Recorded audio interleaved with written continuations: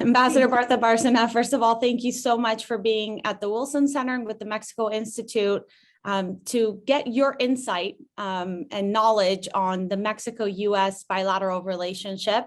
It's known that it's been a really important relationship in a variety of issues, but as any relationship with a neighbor, sometimes it gets complicated and there are thorny issues that need to be touched upon between both partners. So my first question to you is, you were ambassador Mexico's ambassador to the U.S. while current President Andrés Manuel López Obrador was in office and still is in office.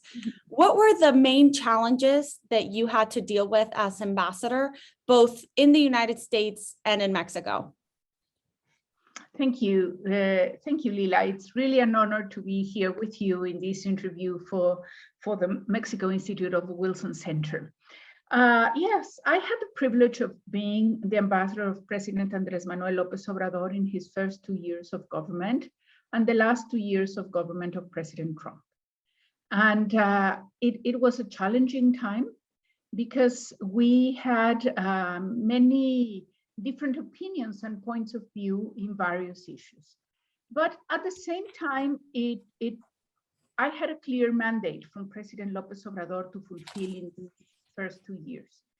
The first mandate, and I think we did it quite well as Mexico's government, was to conclude not only the negotiations of USMCA that had been signed the last day of President Peña Nieto, but we had to sign an addenda or annexes to USMCA, basically on labor and environmental issues. So the negotiations were taken care by Dr. Jesus Seade, and the embassy and myself at the front of the embassy, leading the embassy, was to work with Congress to get it approved by a large margin. This was done with a very intense lobbying in Congress. We did a great work explaining to each one of the senators and congressmen how important was Mexico and the relationship with Mexico for them. And I was surprised that many congressmen did not realize the relevance of Mexico. One of the greatest examples that I always use is Michigan. Michigan in 2019 was our third trade partner. The trade between Mexico and Michigan was $69 billion US, equivalent almost to the trade of the US with Brazil.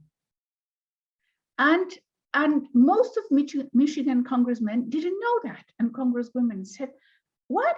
Are you more important for us than China? I said, yes. And why our governors go to China and they don't go to Mexico? So I say, you have to ask them. But we hope that the whole Michigan delegation will vote in favor of USMCA. So this is a kind of work that we did. And we even did some research on the exchanges, trade exchanges, and number of jobs that were created in each one of the Congress districts, so that people would know the relevance of Mexico. And I think we were working very closely with Canada, but then Canada went into elections and all the lobbying had to be done basically by Mexico. And USMCA was approved with the largest number of votes in Congress. The only other free trade agreement that got more votes was the one with Israel. So we did our job well as government and as embassy, and I'm very proud that we worked so closely with Congress to get USMCA ratified.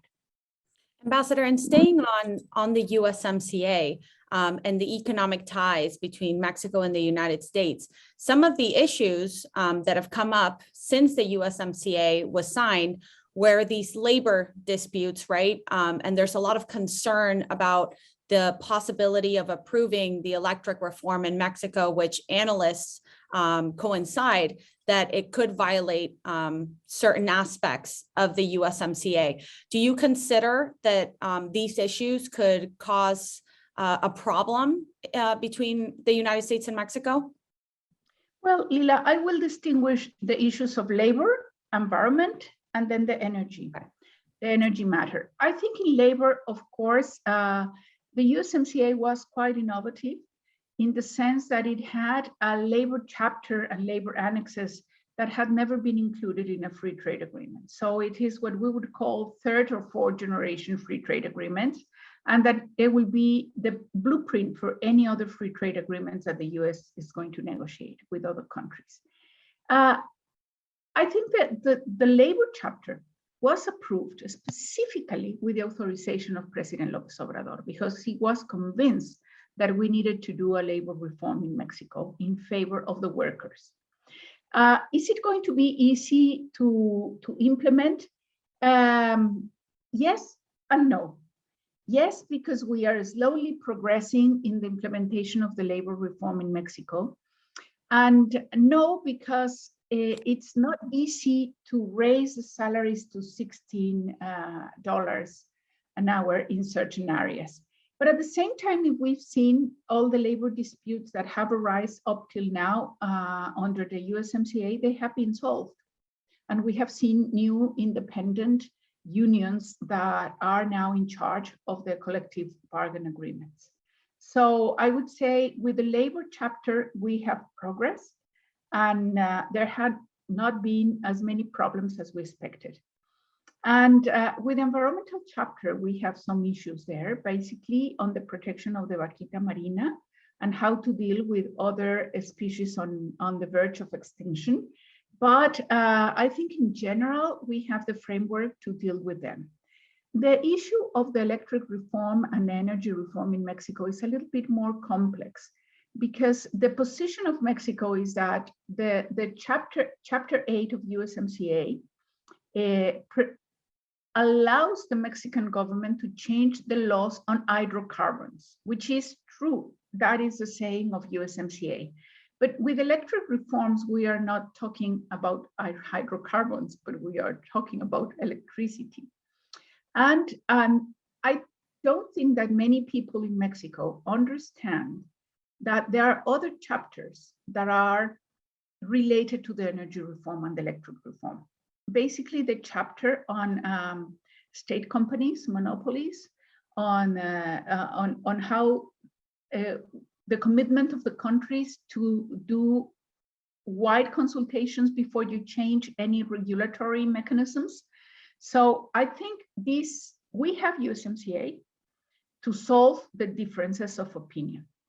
So I foresee that there will be several demands of several companies that will feel affected by the electric reform when it is approved, because we have to remember that it hasn't been approved and we don't know the final terms of the electric reform.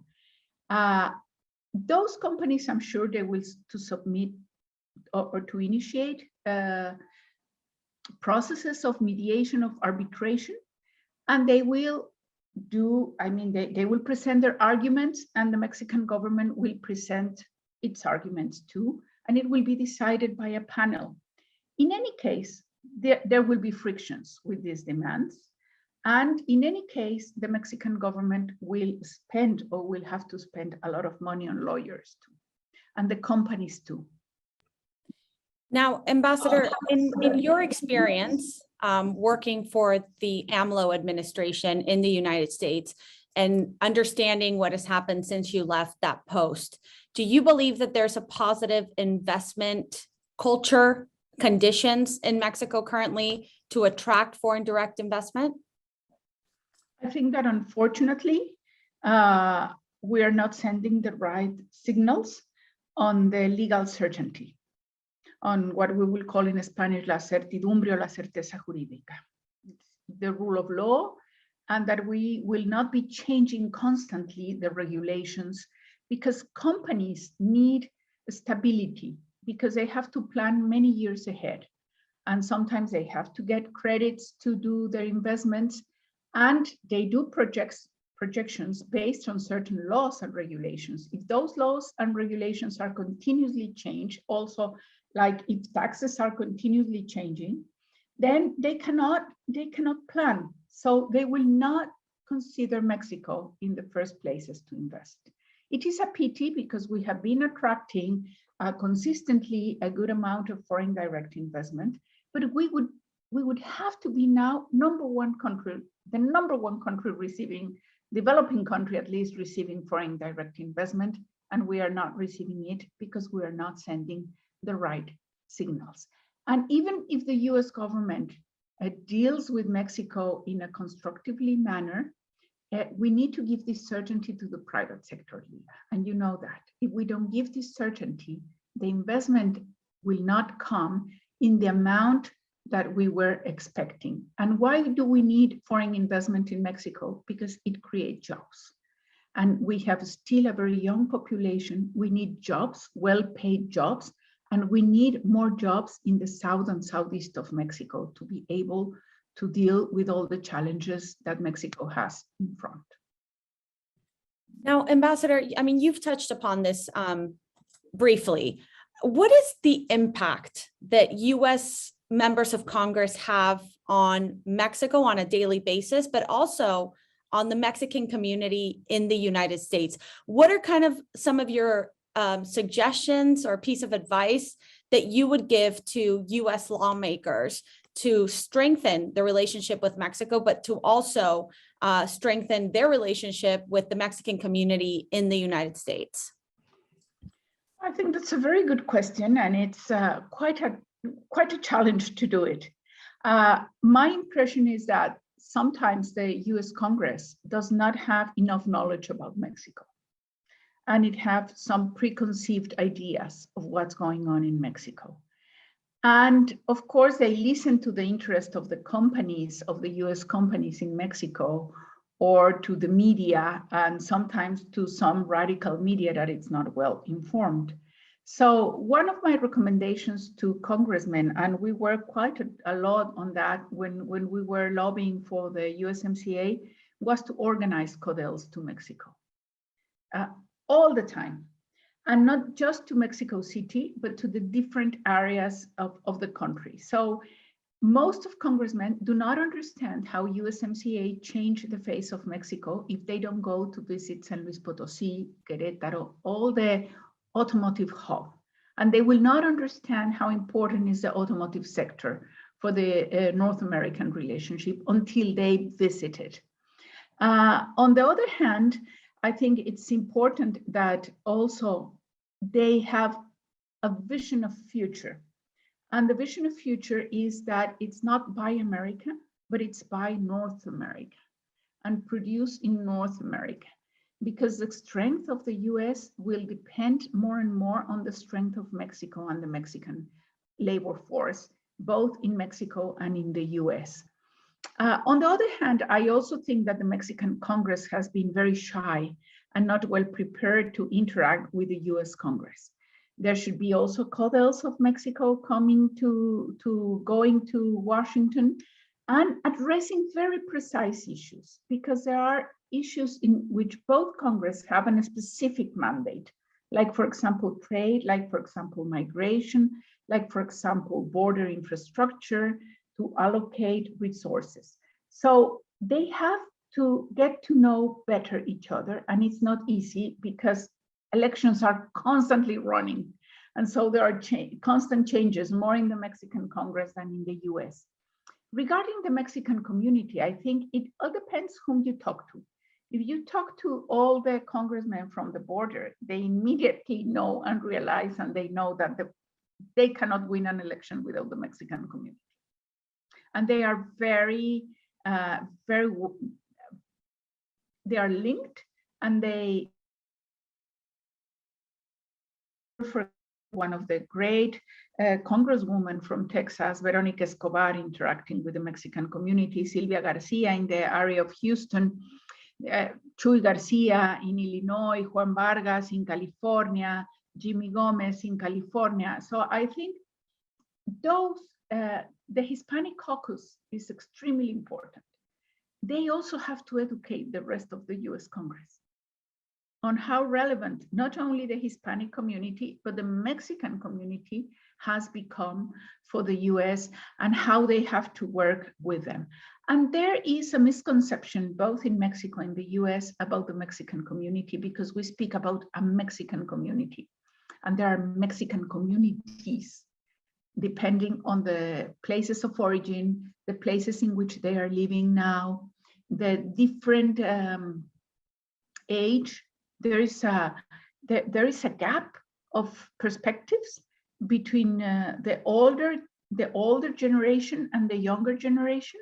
The older generation, they want to have a still political influence in Mexico. The younger generation, no, they are more looking forward to have political influence in the US. So what they are looking is for a very strong Mexico, for a very respected Mexico, so that Mexico can really support them in the US.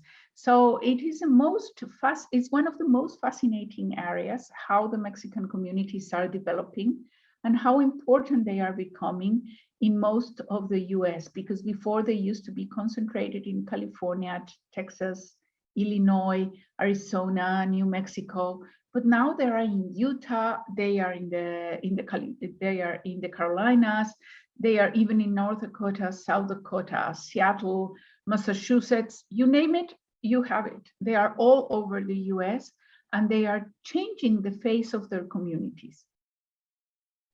Now, Ambassador, as you know, one of the most perhaps important issues between the US and Mexico is security cooperation. And there has been, there's been worry that insecurity has incremented in Mexico. There's been more than 100,000 homicides. 8 journalists were killed in 2022. It's only March, but also femicides and, the rest. What is your perspective on what can be done to help strengthen the security cooperation between both countries, particularly with this interest that the United States has to stop the entry of drugs such as fentanyl that's affecting and causing a public health emergency in the United States? But south of the border, the Mexican government has also been vocal about the fact that they want to stop illegal arms trafficking from the United States towards Mexico. What is your opinion on this new agreement, security agreement that has been forged between both countries, and what can be done to further solve the security issue? Well, first, I think that since the beginning of President López Obrador's government, a lot of people, we knew in Mexico that Iniciativa Mérida was death in a way. It had worked, it had been useful to establish trust between the two countries, the officials of two countries, but it had a lot of problems. So we knew it had to be substituted. For the reasons that we were concentrated in USMCA and with migration, which was the other priority of Trump's government, I think for the 2 years that I was leading the Mexican embassy in the US, we could not progress in security cooperation as I would have liked.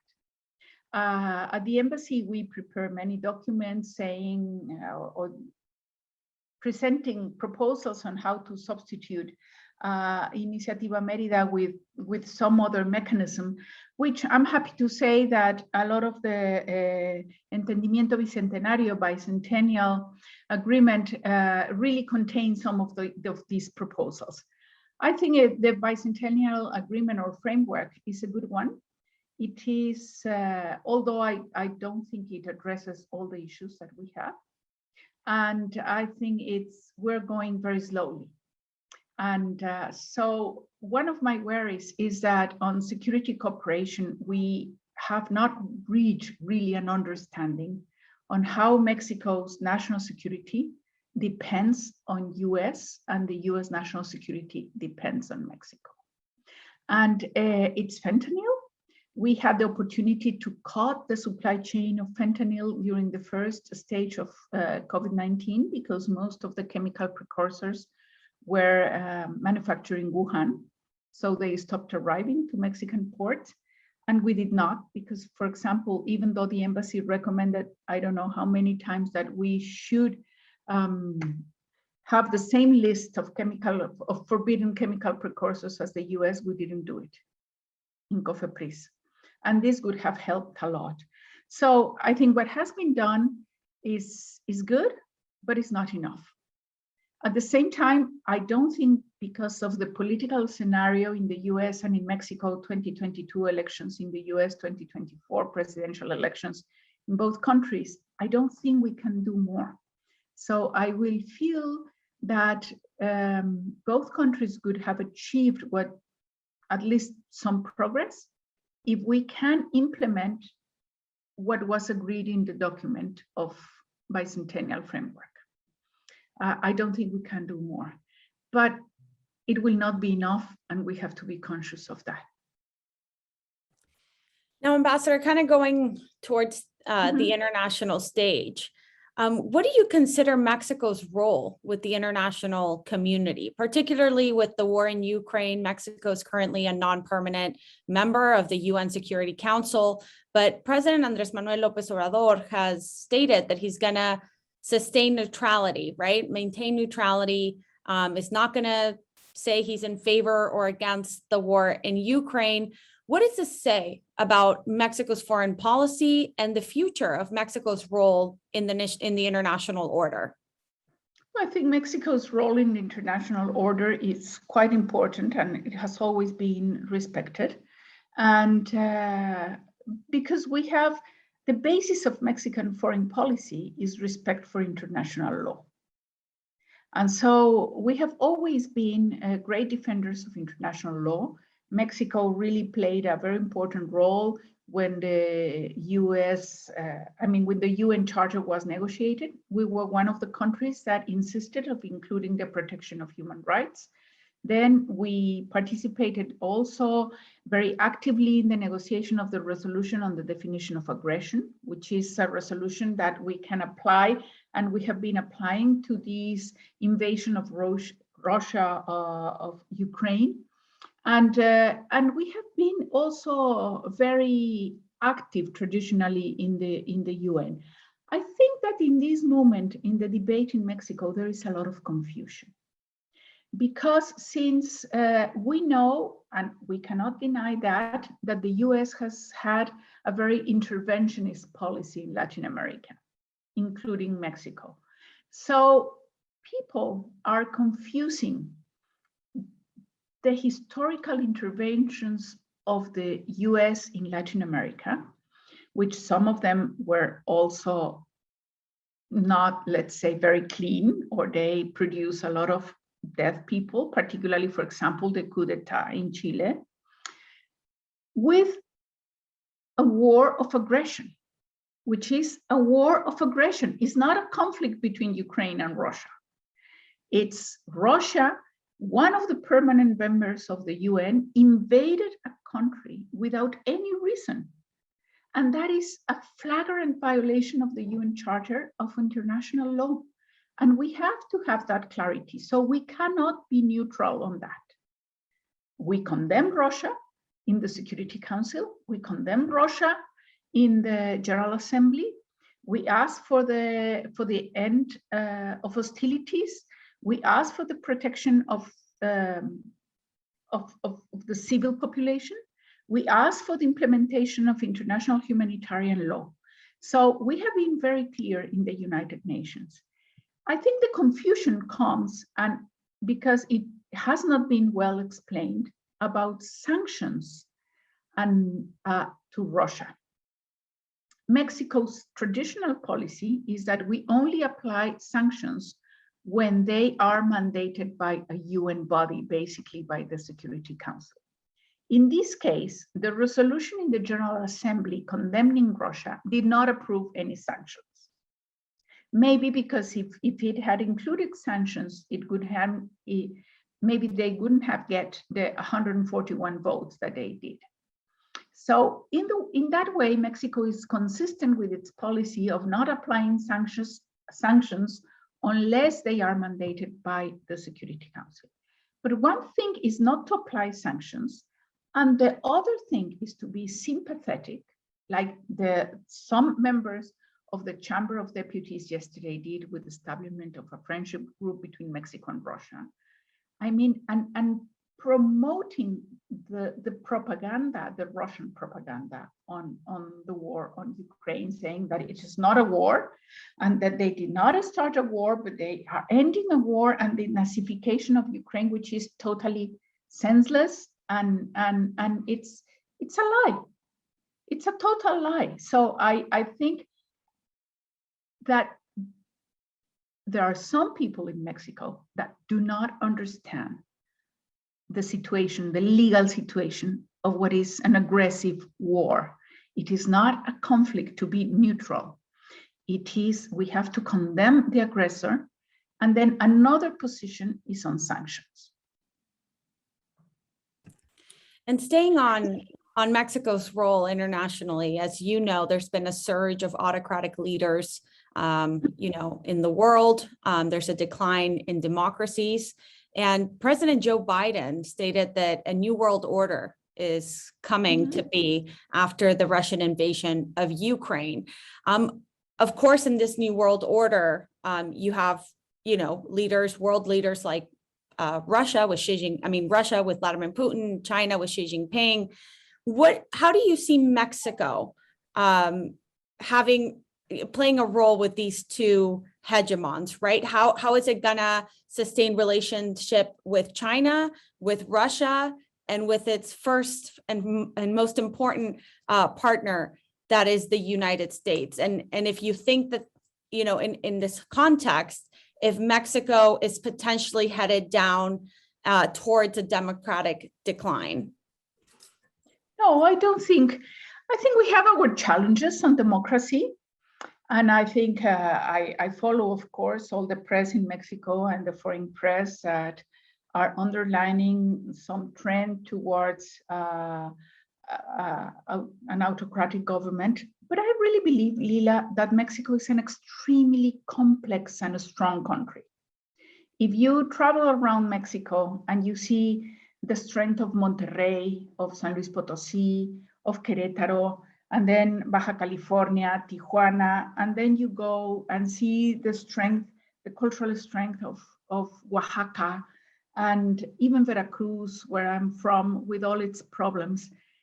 And you see the complexity of the Mexican economy that does not depend on commodity exports like most of Latin America. We don't depend on China. We have 80% of our trade with the US. Well, declining now, less and less, because we are diversifying. But that makes Mexico very different from other countries.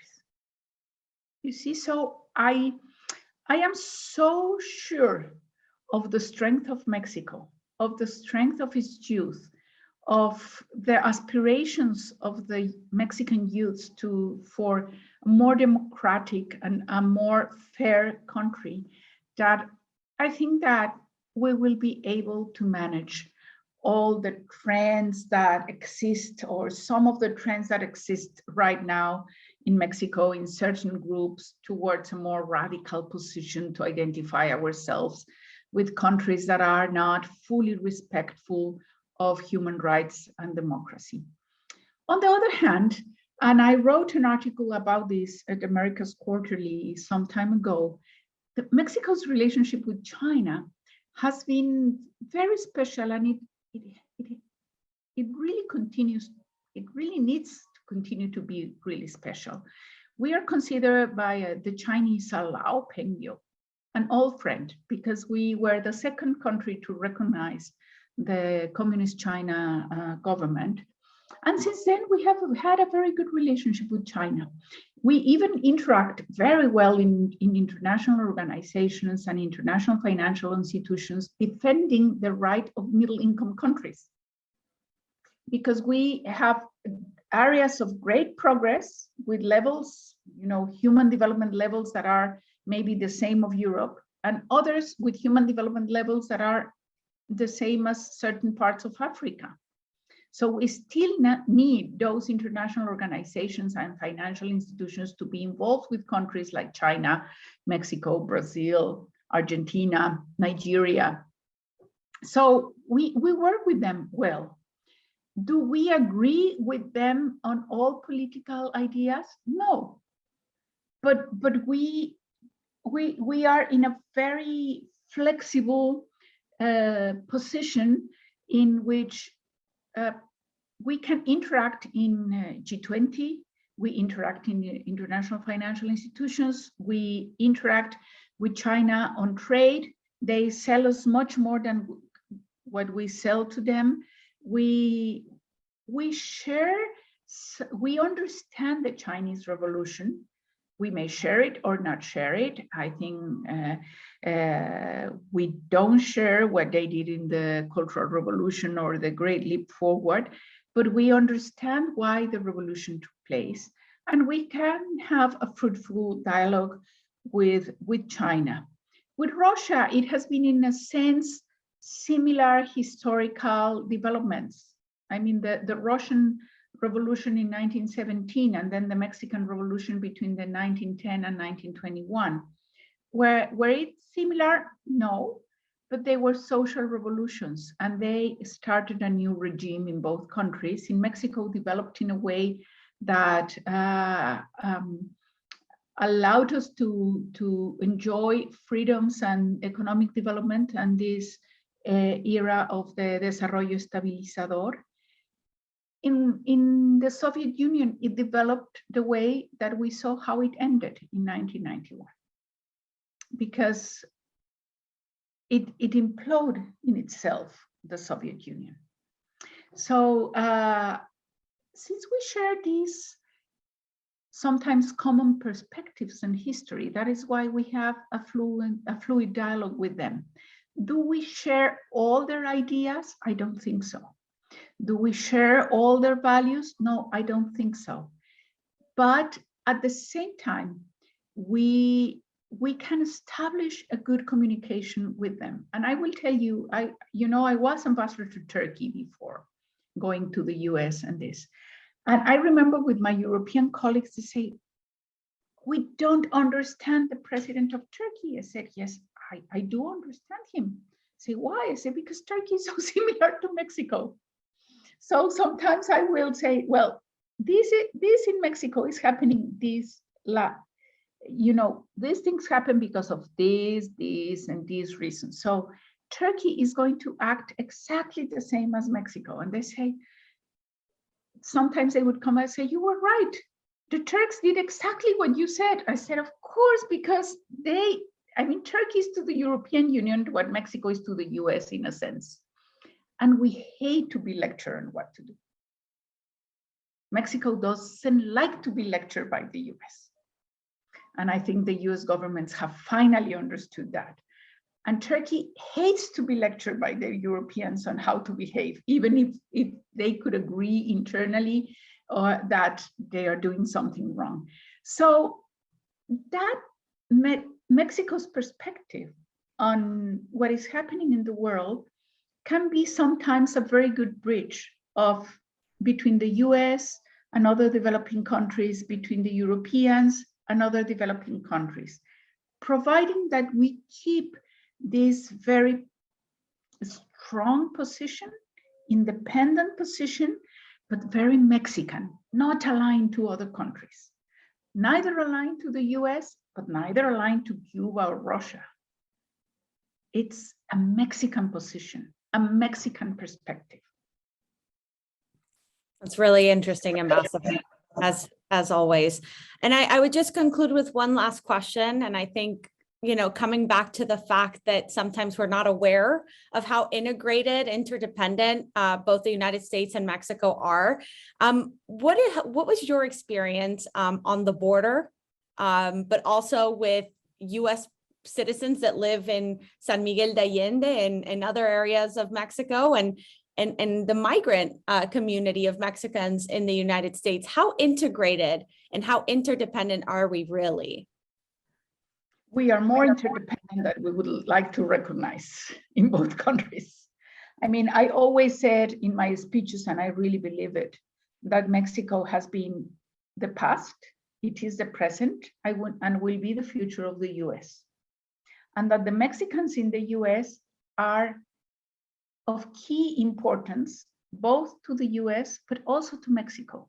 You know, one of my ideas, if I were to become president of Mexico, which I will not be because I'm not crazy, I would say I will call as Secretary of Economy a Mexican from the US, part of the Mexican community, because they are so entrepreneurial. They understand so well how private companies work. And I think we need to make that a step. Can you imagine having a Mexican American as, well, we have now the Secretary of Health, Javier Becerra, but in the future, I'm convinced that there will be a president of Mexican American origin in the US. But also, we need to have secretaries in Mexico that are part of the Mexican community. And this is extremely important. I love the American community in Ajijic, in San Miguel, and now in Colonia Roma. You go around Colonia Roma and Condesa, and you only listen to young Americans speaking in English and trying to learn Spanish. And I think this is, I trust the young generations of both countries. They will work together in a magnificent way that we were not able to do in my generation or the previous generations, because you have a different perspective, and you have more trust in yourselves and in the strength of your countries. So I really believe that for Mexico, it's very clear that our economic future and our future in general is linked to the North America and the US. And I think the US is slowly recognizing, still has to get to know Mexico better, the relevance and the importance of Mexico and the Mexican community in the US. And you are a proof of that, now working in the Wilson Center. And I mean, institutions like the Mexico Institute, the Wilson Center, the Atlantic Council, all the think tanks, the CSIS, all that work, the universities at the border. The border is a fantastic area. We have to work on changing the image of an area of violence and confrontation to an area of innovation and creativity. If there is an area that can change and that has to be an example for the rest of the world, is the border between Mexico and the US. Tijuana, San Diego, El Paso, Juárez, Los Nogales. We have to work on that, and we have to invest a lot there and to have a vision of innovation and creativity for the border. Ambassador, it's been an honor and a privilege, as always, to have you here at the Mexico Institute at the Wilson Center. I think your insights, your knowledge, your experience on the ground, both in the United States and Mexico, makes it clearer how integrated, how important the difficulties, but also the opportunities that we have to strengthen the relationship and what it means also for the world. I appreciate your time, and thank you so much again for being here with us. No, it was really a pleasure, Lila, and I hope that we will continue to work for this common future that we have together. I think we are many people in Mexico and in the US that are convinced that we have to work very hard to keep this wonderful and a special relationship, not exempt of problems. There will always be problems, challenges, differences, many times that we would agree to disagree. But as Madeleine Albright, which I want to pay homage today that she passed just away, I shared a lunch with her and all the women ambassadors to Washington. And she was asked at the table, which was the most difficult relationship of the US. And she said, well, maybe China, maybe Russia, but the most complex, not difficult, but complex, is the bilateral relationship with Mexico, because we have so many issues, and so many issues that are basically domestic problems, domestic agenda in both countries, that is the most complex relationship to really deal with, to manage.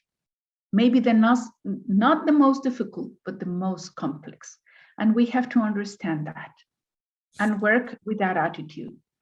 How do we solve problems? How do we advance? How do we work together for the benefit of our peoples? How do we build trust? And if we continue to work with that attitude, both from government, civil society, universities, think tanks, then we will be able to manage. Ambassador, thank you so much again. Thank you. My pleasure, Lila.